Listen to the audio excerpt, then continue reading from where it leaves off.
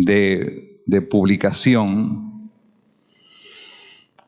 que se llama a sí mismo, Público se llama este medio, y el titular dice lo siguiente: cientos de personas se congregan en el funeral de un pastor que había prometido resucitar al tercer día de su muerte. Los habitantes de un pueblo brasileño esperaron una promesa que nunca llegó a cumplirse. Abro la cita. Mi cuerpo durante los 3 días no tendrá mal olor ni se descompondrá. En la pequeña localidad de Goituba, en Brasil, un pastor evangélico llamado Uber Carlos Rodríguez prometió a los feligreses que cuando falleciera resucitaría al tercer día como Jesucristo. El religioso falleció por problemas respiratorios y la multitud se congregó alrededor de la funeraria esperando el milagro que nunca llegó. Mi integridad física, es una cita, tiene que ser preservada por completo, ya que estaré muerto por 3 días y al tercer día resucitaré. Mi cuerpo durante los 3 días no tendrá mal olor ni se descompondrá, porque Dios mismo habrá preparado mi carne y mi cerebro para pasar por esta experiencia, rezaba el documento firmado por el pastor en el 2008. La noticia es del año pasado, 2021. El pastor pidió que no le enterraran porque su cuerpo permanecería intacto y resucitaría. La familia tuvo problemas con las autoridades porque un cuerpo no puede permanecer fuera de la tumba por motivos sanitarios relacionados con la putrefacción del cadáver. Por ello lo mantuvieron refrigerado en la funeraria. Pasaron los 3 días y la espera llegó a su fin. El pastor no estaba en lo cierto y no hubo resurrección. Esto parecería la excepción de las excepciones, y realmente lo es. Pero no es un caso aislado, porque en Puerto Rico, al menos que a mí me conste, yo he sabido que ha pasado 2 veces. Es mucho, ¿verdad?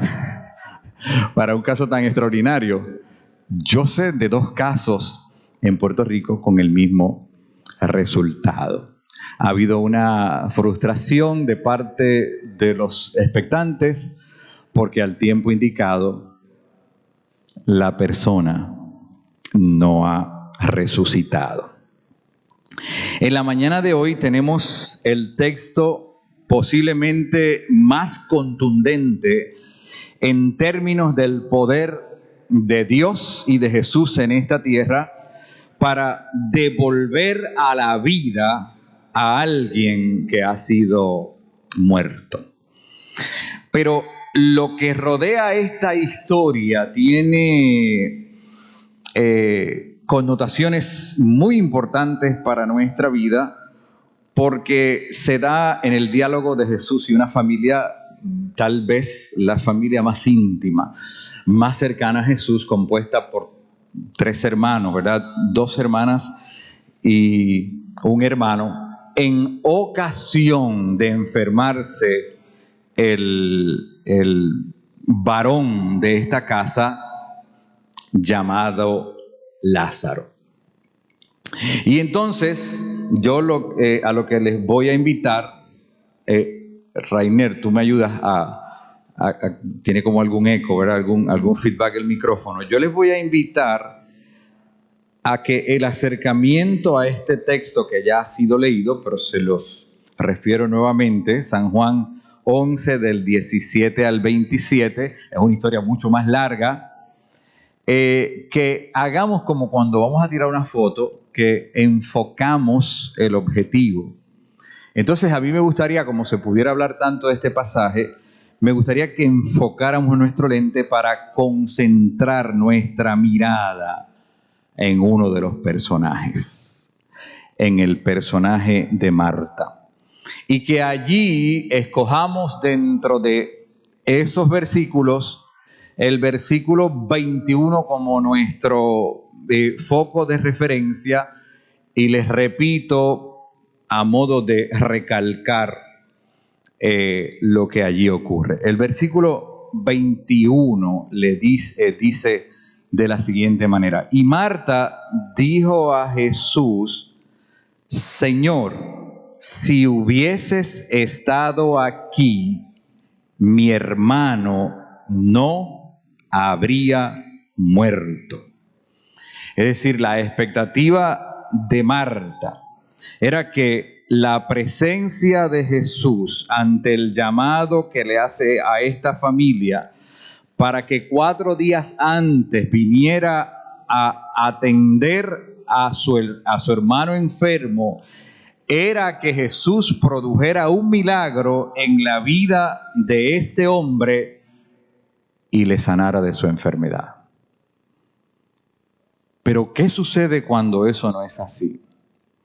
¿Qué sucede cuando el obrar de Dios, único a través del Evangelio, porque constantemente vemos a Jesús viendo la necesidad del ser humano y sanando a la gente?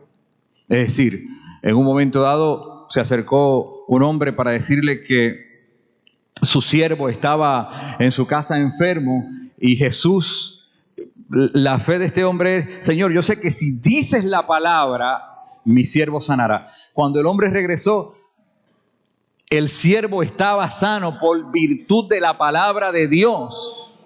En otro caso ya hemos visto que un hombre ciego, Jesús le unta lodo y saliva en sus ojos y el hombre es sanado. En otro momento, un hombre de la mano seca, Jesús le pregunta: ¿qué quieres que te haga? Y él le dice que reciba sanidad y Jesús le sana en el instante. Pero a los amigos íntimos le dice Jesús, en este caso a Marta: no te preocupes, no te preocupes. Yo iré por ahí algún día. Yo me acercaré por ahí algún día. Mire, y no le hizo mucho caso. No le hizo mucho caso, se quedó y, ¿verdad?, atendió lo que tenía en la agenda.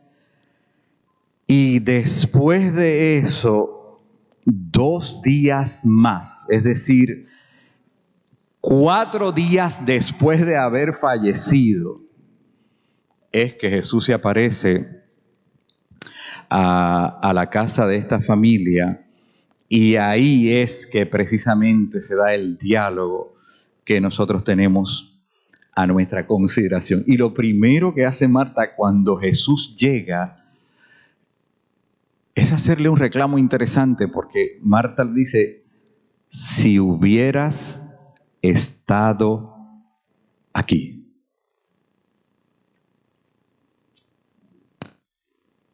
Ese se parece al reclamo que nosotros podamos haberle hecho a Dios en algún momento, en un momento de crisis de nuestra vida, de que nuestra percepción sea que el Señor no está, o que no atiende, o que no llega a tiempo. Y haberle dicho a Dios: Señor, si hubieras estado aquí, esto no hubiese sucedido. Y para no profundizar demasiado en la teología del texto, el propio Jesús, cuando está en la cruz, hace la misma exclamación cuando dice: Dios mío, en un grito de angustia natural y comprensible: ¿por qué me has desamparado? ¿No es lo mismo? Y entonces Jesús le contesta a esta mujer. Bueno, primero ella le dice: pero de todas maneras, yo sé que Él que todo lo que le pidas a Dios, Dios te lo dará. 2 elementos aquí. Hay una mujer con una expectativa sobre el obrar de Jesús, en el sentido de que está convencida que la presencia de ese Jesús hubiera evitado la muerte, pero también esa mujer tiene la convicción que cualquier cosa que Jesús le pidiera a Dios, Él se lo iba a conceder. Qué interesante cómo se resume el dilema humano en esa expresión. Nuestra vida también se da en esa dimensión entre lo humano y lo espiritual. A veces nuestras expectativas son declaradas delante de Dios y con su actuar o con su no actuar, con su voz o con su silencio, Dios nos enseña que Él es el que cumple su voluntad. Que Él es el que tiene el poder y que determinará lo que Él entienda cuando Él lo entienda. Nos acercamos en esta mañana al motivo por el cual hemos puesto tanto énfasis durante este tiempo.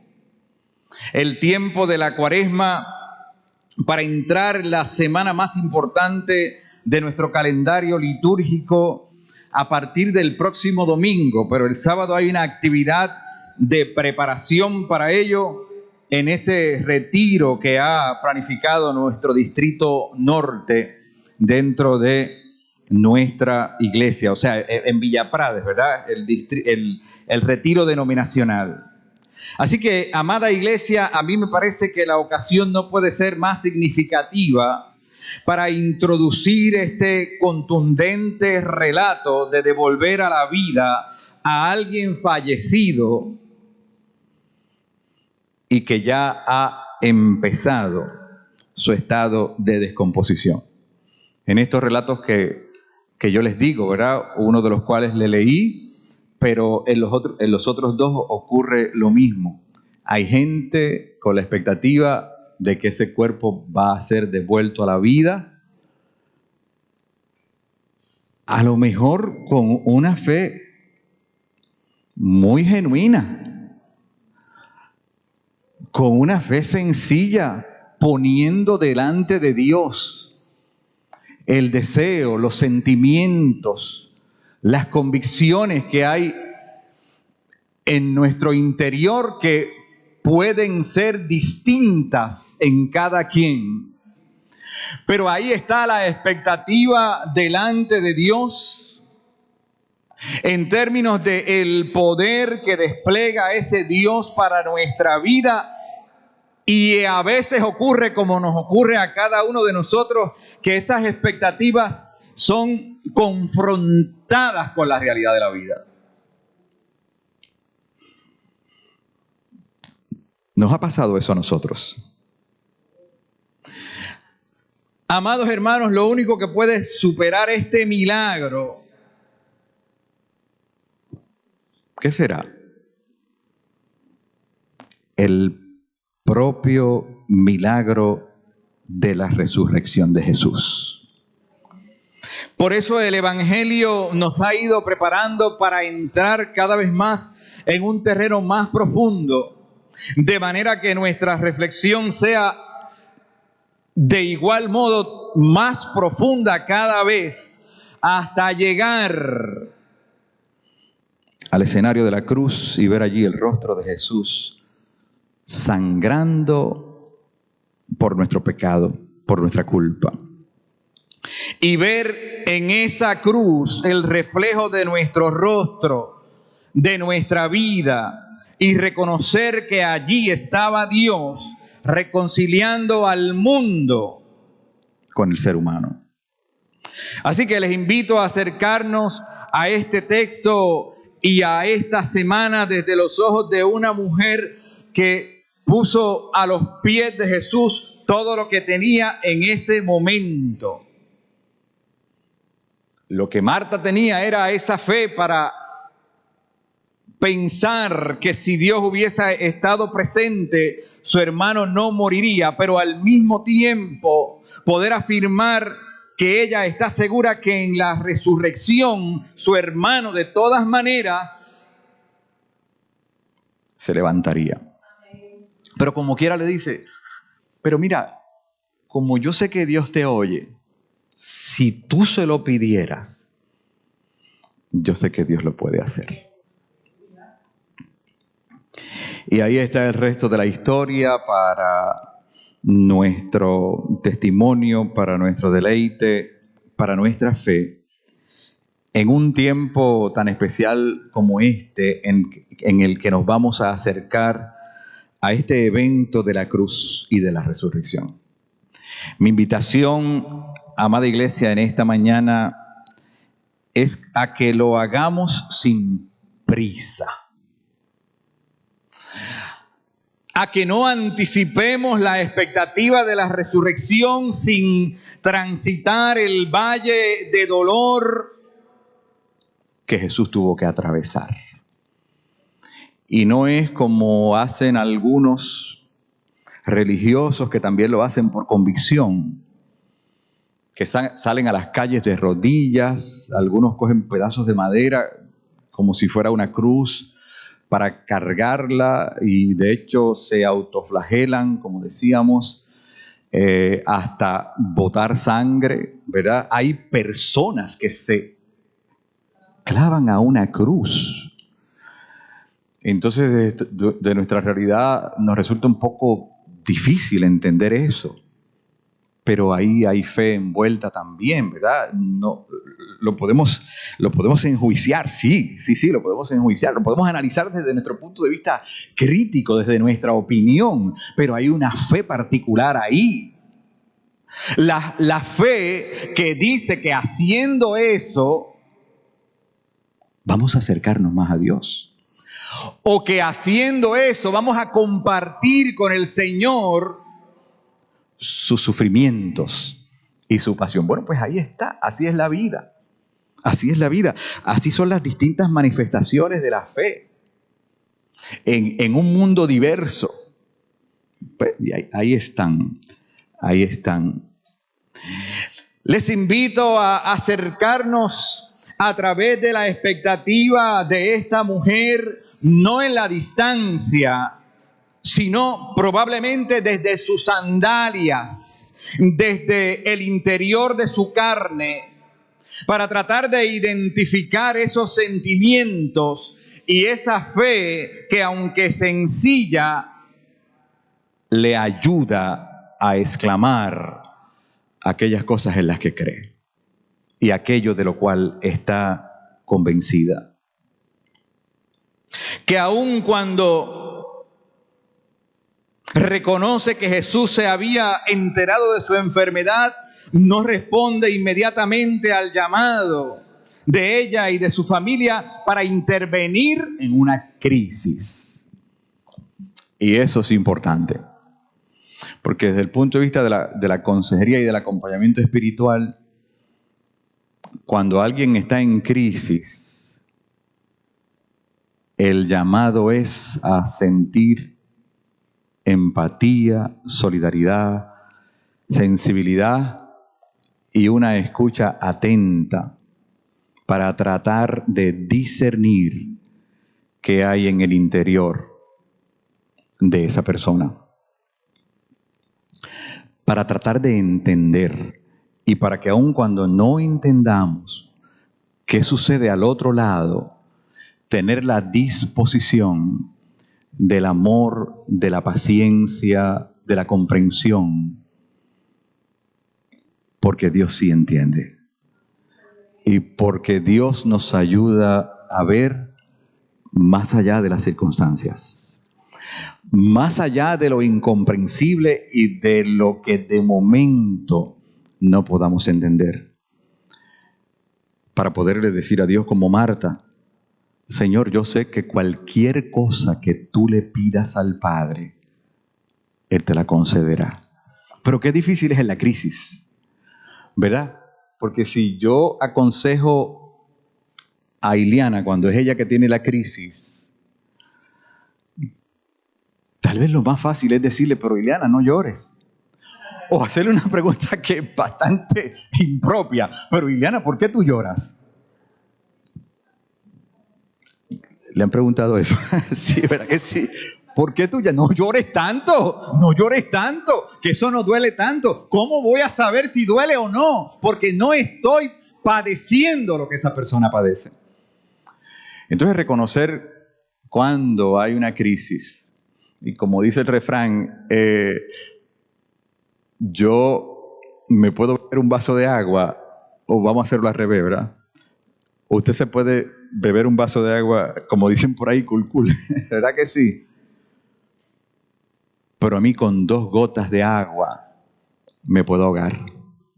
Me puedo ahogar. Las crisis no son homogéneas para todos. Las crisis son distintas porque la experiencia de la vida de esta mujer, en el caso de Marta, era distinta a la de María. Y era distinta a la de Lázaro, pero aún era distinta a la de Jesús. Y Jesús le dice, es que cuando estaba hablando con los discípulos, mira, es que tengo que ir en casa de mis amigos porque Lázaro duerme. ¿Se acuerdan del texto? Lázaro está durmiendo. Y los discípulos ingenuos lo dicen, pero Señor, si está cogiendo una siesta se va a despertar. Ya ahorita se despierta.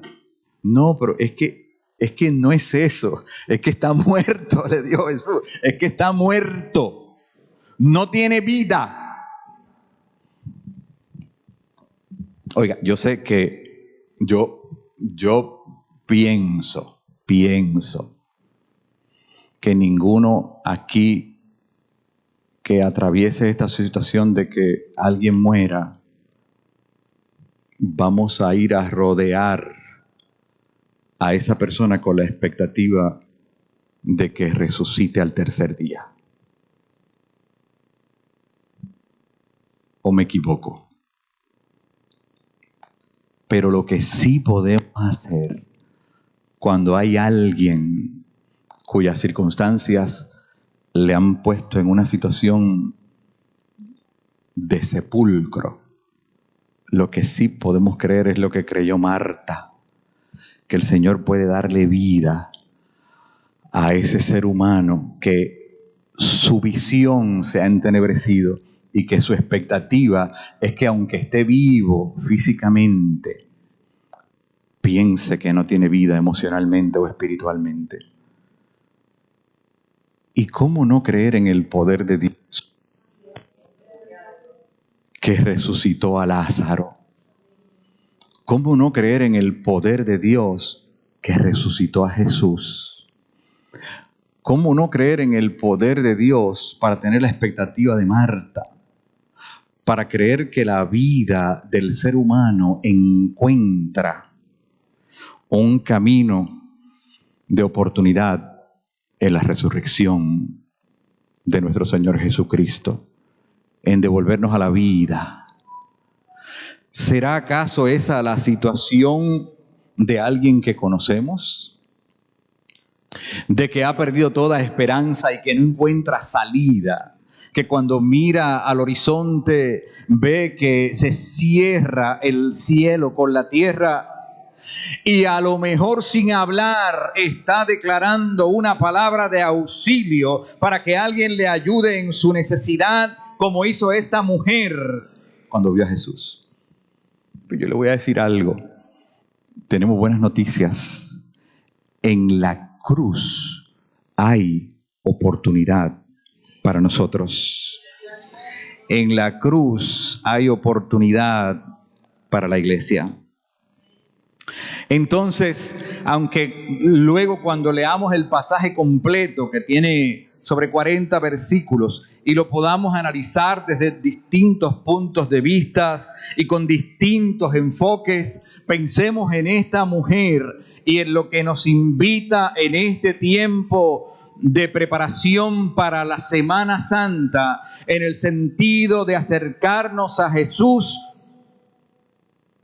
con una mirada nueva, con nuevos ojos, y reconocer en ese Jesús que aunque no responda, que aunque no nos conteste inmediatamente al llamado que le hacemos para intervenir en la crisis, eso no haga que nuestra fe se descarte para seguir abrigando la expectativa de una intervención divina en cualquiera sea nuestra realidad.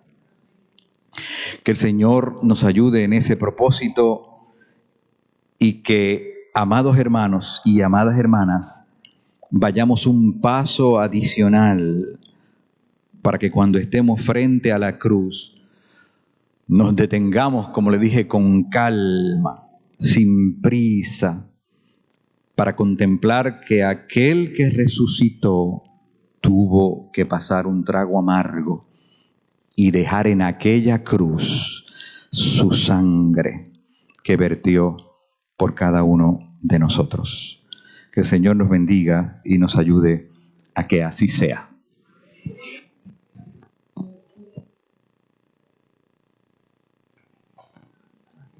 Sí.